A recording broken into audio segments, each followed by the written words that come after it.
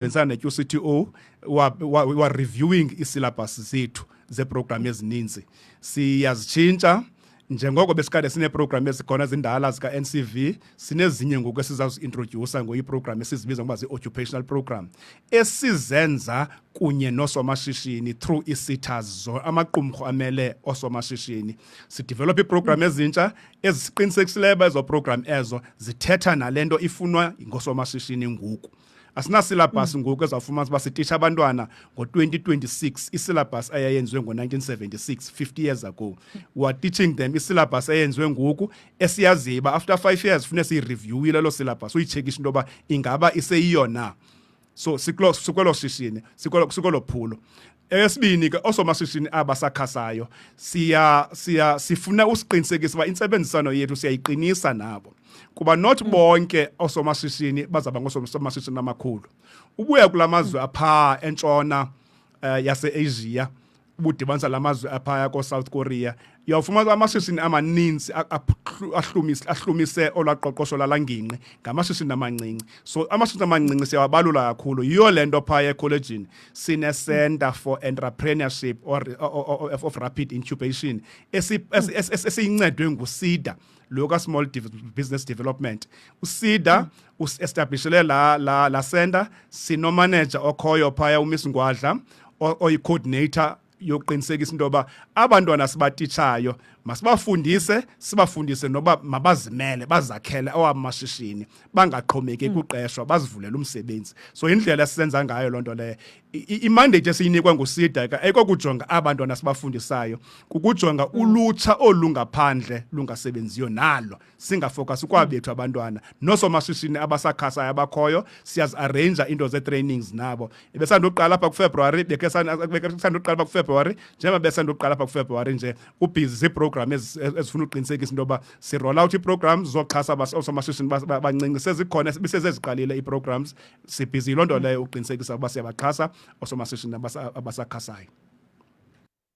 All right. Tatam, ingaba mhlawumbe ngawaphi amathuba olutshintsho lwe-curriculum oluya kudala kubafundi like ngakumbi aba banomdla woshishino kunye naba ke utsho njalo ukubana sebepha ke sebezimele abekho sesikolweni? Le program intsha kuqala masiqala sizama uqinisa into ethi le program intsha into eyiqinisayo uba abantwana mabafundiswe i-theory sibathathe sibase kwi-practical training kwalapha ekholejini emveni koko sibase kwi-industry. Le nto ke sizayenza kunye ne-industry hence sinale engagement yangomso. Njengoba ke saba na-engagement yangomso sifuna uyigxininisa indima efuneka idlalwe yi-industry ekusincediseni kuba umntana asisithi ngoku sizamfundisa sodwa sifuna ne-industry imncedise ekuqinisekiseni uba ezi skills simnike zona kwi-environment esimulated, that is kwi-environment engekho real yase-workshop. Industry ke ngoku yona iza kumbonisa uba zisebenza kanjani. Now into esiyigxininisayo ngokwezi training esizenzayo kunye ne-center ne-Siferi center le yethu sinayo ifundwa nguSEDA sigxinisa into ethi ngoma sifuna imali yokuqeqesha osomashishini abancinci nabantwana bethu. Xa sigqiba batrainer ingxaki ebankulu ke xa utrainer umntu kwezoshishino kwi-entrepreneurship yinto yoba uzayiqala ngantoni ibhizinesi. That's a challenge enkulu. So we are working strongly and trying to get funding from SETAs. Zivulile SETAs kwezi SETA windows kwezi windows bezivulile ze applications SETAs si-applyile. Si-applyile ku-Bank SETA. Let me not mention apologies for that. Si-applyile kwi-SETA ibivulile enye sibhizi nangozivulile zimbini SETAs siza-applya big time nakuzo siqinisekisa uba we get money. But into esifuna uyigxininisa ayikokuba simtreyine nje umntana uba makabe nesakhono sokwenza i-plumbing. Makabe nesakhono sokwenza i-plumbing simfundise uba xa sowune-plumbing ngoku unesakhono sokwenza i-plumbing then i-business uyirana njani. Xa ugqiba ukulungisa upipe kwamakhelwane wayinikwa loo mali uyinikiweyo uyisebenzisa njani for i-business. Awusebenzeli emlonyeni. Imali ye-business funeka igcinwe so funeka simbonise umntana. And esibini ke ngoku into njengoba simtrainer nje sifuna imali kwi-SETAs yoba sifumane i-seed capital leyo ba ke ngoku makaqale azithengele izixhobo zoqala ishishini lakhe umntu azokwazi uqala ishishini lakhe. Besiyenzile loo nto leyo nenye isita uMICT sita yasinika i-funding sanabantwana abaqala ilanto ii-centers ze-internet cafe. Sabenza i-co-op abantwana benza i-internet cafes eziyi-4 ngabantwana bayi-20 bayi-5 in each cooperative. Sifuna uhamba nanoo model injalo ke uba sibatreyine, sibanike i-equipment, sibamentorishe, sibajonge unyaka noma iminyaka emibini emithathu sizokwazi ubabona baqingqe bagqibe bakwazi ukuzihambela, sibayeke ke ngoku xa bekwazi uzihambela sibamonitorisha. Yileyo into esifuna uqinisa kuyo.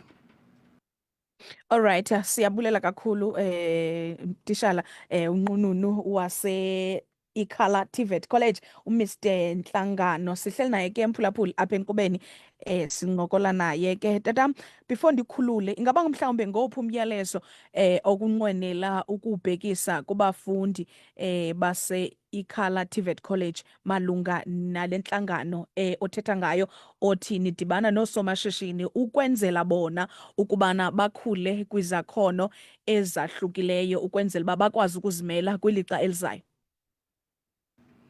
Kubafundi eyona nto siyigxininisayo into mama bazazi xa bephaya kwindawo yoshishini esibabeke kuyo for replacement bamakofunda khona, makazazi uba ungunozakuzaku wekholeji. Indlela yokuziphatha ibalulekile nokuzimisela. Sizama ukugxininisa into enye kubafundi, le issue ye-entitlement. Uba xa phaya makazazi uba ngumntana usesikolweni, i-code of conduct ye-college iya-aplya nobuphaya.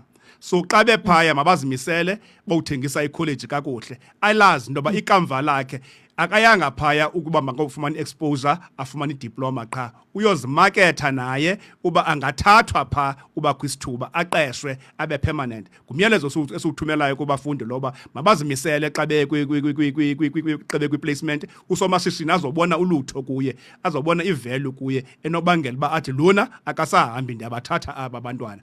Nguye ozawuyenza loo nto leyo, singamthethelela thina kodwa nguye ozawuzithethelela ngokuba athi enze yena umntana lowo. Lo message esifuna ukuyigqitha kubafundi bethu.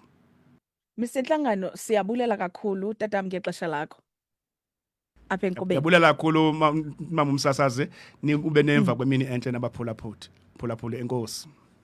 Enkosi tata.